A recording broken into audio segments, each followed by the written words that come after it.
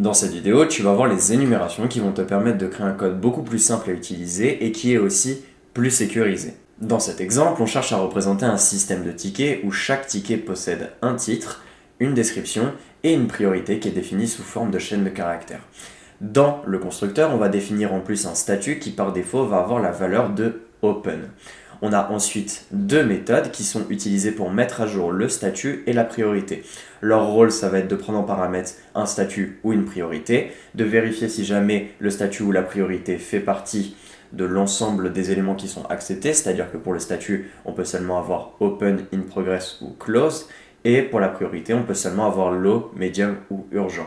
Si jamais l'un des deux n'est pas correct, eh bien on raise une value error et sinon on redéfinit le statut ou la priorité. Pour terminer, on a une dunder méthode str qui va être utilisée pour afficher des informations qui sont liées à notre ticket. On va ensuite créer un ticket qui va avoir son titre, sa description et sa priorité.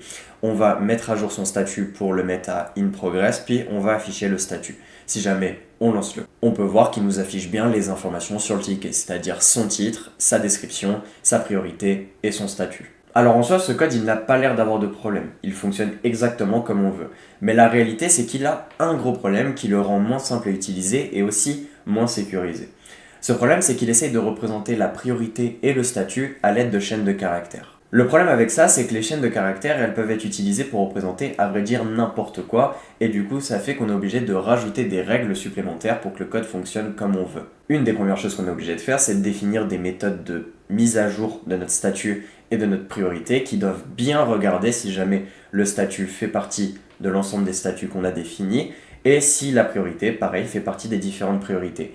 Le problème avec ça aussi, c'est que l'utilisateur, lui, s'il n'a pas accès directement aux deux méthodes, il n'est pas conscient des différents statuts et priorités qui existent. Il est donc obligé d'être conscient de ce qui se passe en interne. Et donc pour l'utilisateur, ça rend le code plus compliqué à comprendre et à utiliser, puisqu'il est obligé d'aller regarder directement dans l'implémentation de la classe. Un autre problème qui vient avec l'utilisation de chaînes de caractères, c'est que c'est sensible à la casse. C'est-à-dire que ici, in progress, si jamais j'avais simplement mis in progress, qui techniquement est vrai, eh bien ça aurait été faux. Pourquoi ? Parce que ici, c'est uniquement majuscule. Et donc, pour que ça fonctionne, on aurait été obligé de faire des mises à jour par rapport au format de nos chaînes de caractères. Et encore une fois, ça rajoute du travail supplémentaire pour pas grand chose. Le dernier problème, c'est que même si on a des méthodes qui sont utilisées pour la mise à jour, j'ai quand même un accès au statut et à la priorité. Et je peux redéfinir les valeurs exactement comme je veux sans pour autant qu'il y ait de problème. Et désormais, si je lance le code, eh bien on va voir que la priorité est égale à ABC, ce qui techniquement est faux et je n'ai pas d'erreur puisque je ne suis pas passé par la méthode de mise à jour. Et donc le problème quand on utilise les chaînes de caractères, c'est qu'on est obligé de définir un ensemble de règles supplémentaires dans l'utilisation de notre code qui fait en sorte qu'il devient plus compliqué à utiliser et globalement, on se complique la vie pour pas grand chose. Alors quand on cherche à représenter des données simples mais qui sont dans un contexte plus complexe comme une priorité ou un statut, il existe une fonctionnalité qu'on appelle les énumérations qui vont nous permettre de résoudre ce problème à la perfection. Une énumération, c'est simplement une classe qui va posséder ces ensembles de valeurs tout en enlevant tous les problèmes que je t'ai cités juste avant. Pour utiliser les énumérations, on va simplement importer depuis la librairie enum la classe enum avec un E majuscule. On va commencer par redéfinir l'énumération de notre statut. Donc on va créer une classe qui s'appelle statut et on va la faire hériter de enum. Ici, on sait qu'on a trois statuts qui sont open, in progress et closed. Chaque élément d'une énumération doit avoir une valeur. Pour définir une valeur dans une énumération, on se rend juste après son nom et comme tu peux le voir, les différents éléments d'une énumération se définissent juste en dessous de la définition de la classe. Pour définir une valeur, on va simplement mettre 1, ici on va mettre 2 et ici on va mettre 3. Puisque ici, ce qui est important, tu vas le voir, ça va simplement être open et pas sa valeur. Quand la valeur n'est pas réellement importante, ce que tu peux faire, c'est remplacer le 1, 2 et 3 par une fonction qui nous vient aussi de ce module qui s'appelle auto. Cette fonction, on peut l'importer directement ici et elle va faire exactement ce que je t'ai montré avant. C'est-à-dire que ici, elle va remplacer par 1, ici par 2 et ici par 3. Après, bien sûr, il y a certains cas où définir les valeurs aux éléments de nos énumérations est très important. Mais dans le cas de notre statut et aussi plus tard de notre priorité, tu vas voir que ce n'est pas forcément le plus important. On va aussi créer l'énumération de notre priorité, donc on va appeler priority, qui pareil va hériter de enum, et on va en avoir 3.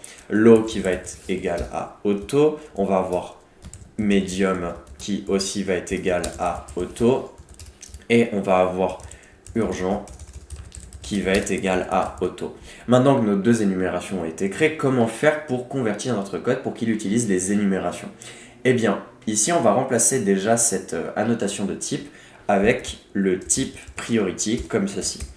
Puisque c'est une classe et que chaque élément est un objet de cette classe, eh bien on a simplement à définir la notation de type comme ça.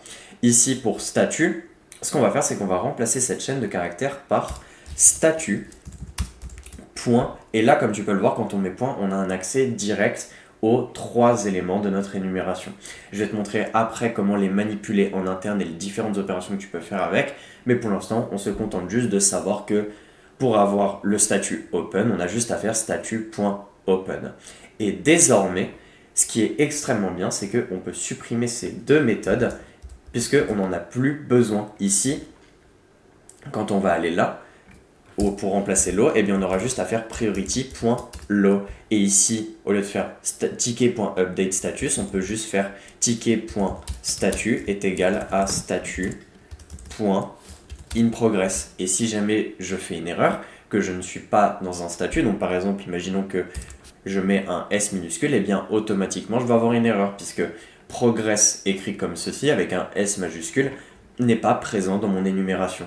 Et donc ça m'a permis de supprimer deux méthodes et donc d'avoir un code qui est plus court. Et aussi maintenant il est beaucoup plus simple à utiliser puisque on est directement conscient des éléments qu'on peut utiliser. Quand on fait statut point, on a accès aux différents éléments. Pareil pour la priorité. Si ici je fais statut ticket.priority et que je vais chercher la classe priority, eh bien j'ai accès aux différentes priorités et donc ça rend le code beaucoup plus simple à utiliser. Alors maintenant que notre code a été converti et qu'il utilise les énumérations, j'aimerais te montrer quelques éléments supplémentaires en rapport avec les énumérations. Déjà, la première chose à savoir, c'est que chaque énumération possède un nom et une valeur. Le nom, ça va simplement être ce qui est affiché ici, et la valeur, c'est ce qui va être affiché ici. Donc par exemple, si je cherche à afficher statut.close, eh bien on peut voir ici qu'il y a name, et si je recommence, donc statut.close, eh bien on va voir ici qu'il y a value. Ici, vu que close est le dernier élément, le nom sera toujours close. Comme on peut le voir ici, il y a marqué littéral close. Et value sera donc la dernière valeur, donc 1, 2 et 3. Et donc ça va nous afficher le close et 3. Comme on peut le voir, on attend, voilà, close et 3. On a aussi la possibilité de comparer deux valeurs d'une énumération entre elles, c'est-à-dire qu'on a la possibilité de faire ici un print statut.close est égal à statut.close ou par exemple statut.close est égal à statut.open. Ici, quand on le voit, c'est évident, ça va nous envoyer true et false, mais c'est juste bien de savoir qu'on a la possibilité de faire des comparaisons entre les différents éléments d'une énumération.